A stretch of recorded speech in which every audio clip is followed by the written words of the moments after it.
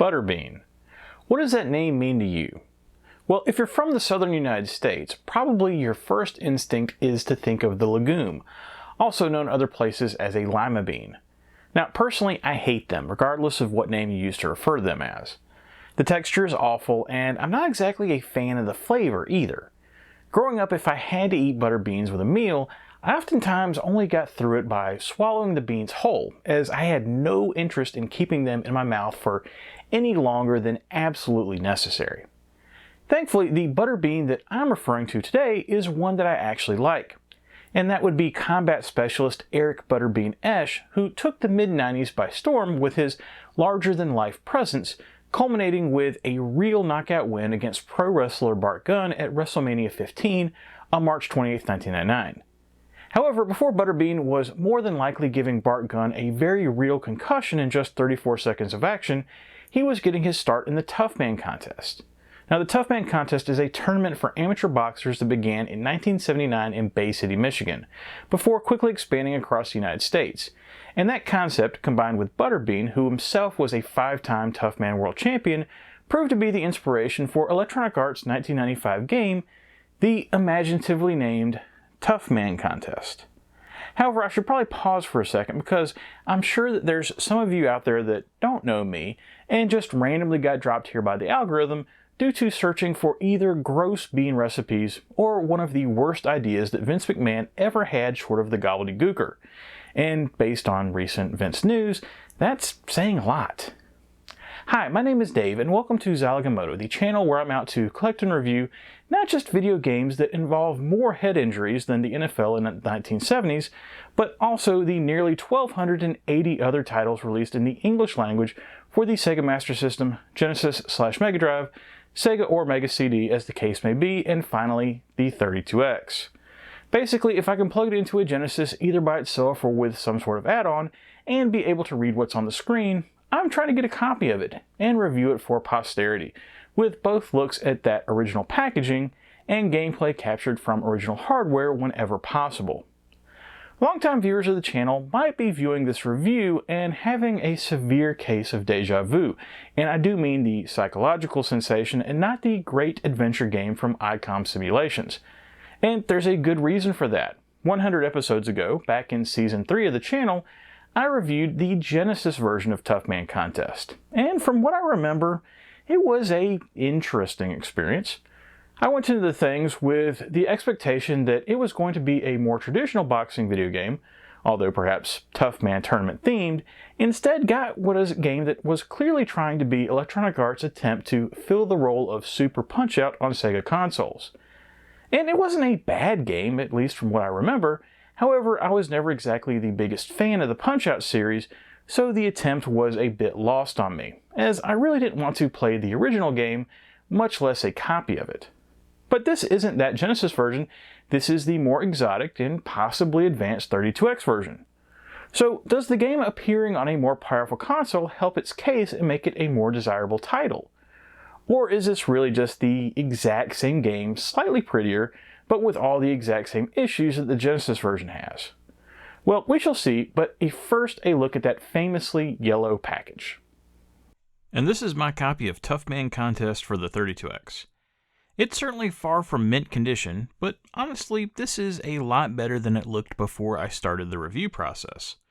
The later Sega cardboard boxes had a lot of downsides, but thankfully one of the main ones, the weakness of their structural integrity, wasn't a problem here, and the box has held its box-shaped structure more or less. The issue that I ran into is, for some reason, the previous owners of the title took it upon themselves to place various stickers and scotch tape all over the box, and the manual for that matter. After about 20 minutes, I was able to remove most of it without damaging the print, and yes, it's still not perfect, but it at least looks a lot closer to how it's supposed to. And the lesson is, be patient if you're trying to remove stickers from cardboard, and don't put stickers directly on cardboard to begin with. You wouldn't think you'd have to tell people this, but I still deal with it all of the time, especially on old records. I'm good with how the package looks now, but if I did want to try to replace this copy with another one, nice condition copies currently go for between $60 and $70. As far as the front cover is concerned, what is used on the 32X version is very similar to how the Genesis version looked. But of course, rather than the fantastic all-over cover that's used there, the 32X version art is shifted over to make room for the 32X yellow spine branding. And it's thankfully just shifted over so that it's cropped slightly differently. It's not actually compressed to fit in the smaller window. So that's nice at least. Neither the Genesis or the 32X version made it over to Japan, but they both did appear in Europe, meaning that for the 32X version, there's instead the purple and black version. Perhaps some people don't care and they just prefer the design of the Mega Drive 32X titles, but I think I've got to give this one to the US version, as the European version is cropped worse, possibly due to having even less room to work with. But ultimately, all of these titles really have the same artwork, with Butterbean standing on top of some poor guy's neck, and honestly, I like it, believe it or not, and I think this is one of the more iconic covers of the era, especially for sports titles. Flipping over the back, and there's a lot of information back here. I like how at the top, the majority of the text is dedicated to some random fighter trying to trash talk you, really giving some context to the outlaw nature of the Toughman competition and the game itself, making things clear that this isn't going to be your average boxing title. There's some great screenshots on the back of varying sizes and positions, and if you're familiar at all with Super Punch-Out, you can immediately see how it's an inspiration for this game. One thing that also carried over to the Genesis version is this glorious use of word art on the back, with all these like pow, smack, and sayonara, which is a unique mix of mid-90s design and original Batman TV series from the 60s. It's incredibly cheesy, but I don't mind it in this case. Opening up the package, the cartridge label has seen better days, but the manual and this postcard-sized picture of Butterbean have held up well, and the postcard serves as a nice cheat sheet for playing the game, which is definitely good to have. The manual is decently thorough for all options and controls, but it definitely skips on the screenshots and art. At the end, though, there's bios for each of the different fighters that are included, which on the surface is a nice bit of creativity to actually establish each of these boxers as characters with backstories. But if you actually read their bios, there's tips to most fighters as to what to expect when fighting them. I'm sure players that put the work in will have no problems figuring this stuff out on their own, but this is definitely one of those times when it's a little bit advantageous to have the manual. Okay, well, that's the package. Let's get into the game and mix things up a bit. If you saw my review for the Genesis version, or were just familiar with that version of the game in general, your first question might be, well, what's different here? Why is the 32X version of the game worth playing instead of the Genesis version, seeing as how both games weigh in at a heavyweight size of 32 megabits? Well, with the 32X's reputation, I can't imagine anyone probably had high hopes for this being a vastly superior experience. And unfortunately, if you've played the Genesis version, there's not really that much here that's different. The majority of the game looks and sounds exactly the same, but there's definitely some differences that should be discussed, if we're being thorough. The first thing that's different is relatively minor, and that's the intro. In the 32X version, when you go to start the game, after a brief display of portraits of the various fighters in the game, the title screen is displayed with just the Toughman contest title floating in front of an empty arena. And when you go to start the game, a fist comes from the bottom of the screen and destroys the logo before you move on to select game options. It's a cool intro, especially with the energetic background music that's playing, but it almost seems to be missing something. And, well, that something was provided in the Genesis version of the intro. In it, instead of just the plain logo being displayed and eventually destroyed, an animated version of Butterbean is displayed, who shouts out, "Wimps need not apply," and unleashes this guttural growl before slamming his boxing gloves together and causing an explosion that leads to the title being displayed in front of him. Now, if you were paying attention, you may remember that that same phrase is in the header on the back of the 32X box. So clearly, that was part of the marketing for the game. But if that's the case, why did the 32X version have an intro that was, well, kind of boring in comparison? And honestly, the answer is I don't know. A basic reason may just be that technically the Genesis version and the 32X version were handled by two different developers, with the Genesis version coming first and being developed by High Score Productions, and then the 32X version was created as a port of that game by Visual Concepts. And since the 32X version was a port, Visual Concepts decided to do something a little bit different that utilized the power of the 32X.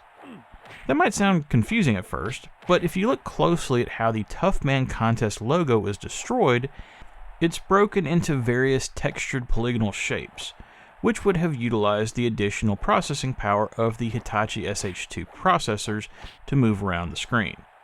It's a blink and you'll miss it occurrence, so I'm not sure it really had the desired result of trying to show off the 32X capabilities, but I guess at least I would understand that reasoning.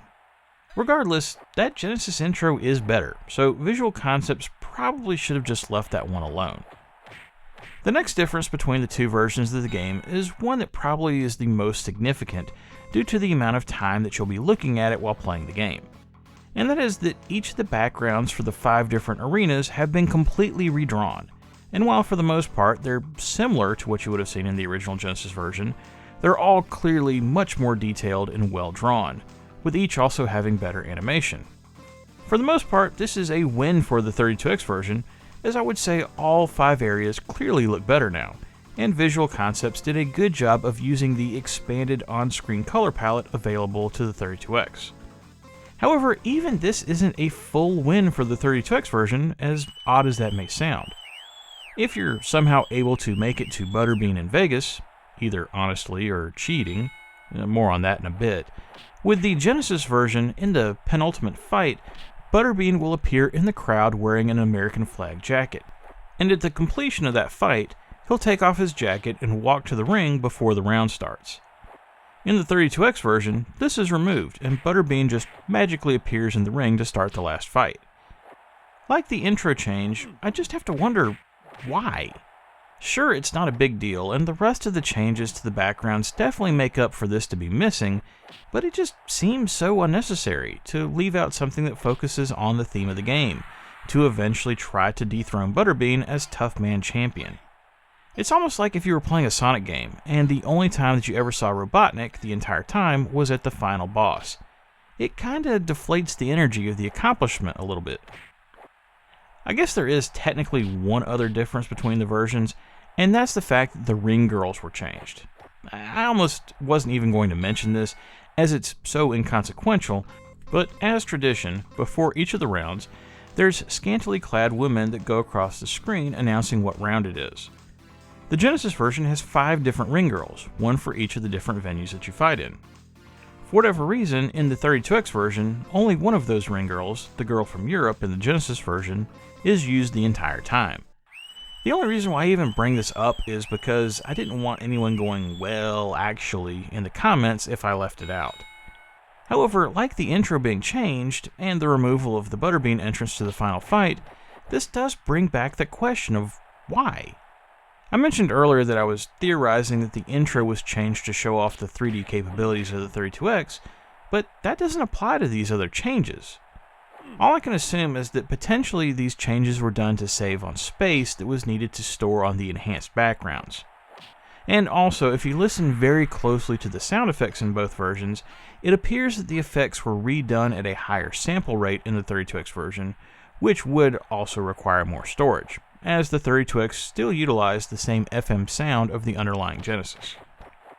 Regardless of all that, if you have a choice between playing either the Genesis or the 32X version, I still would recommend the 32X version, as while losing the various scenes with Butterbean and the other 4 ring girls is disappointing, I fully expect that some people may not even notice those differences unless they're doing a direct version comparison like I did.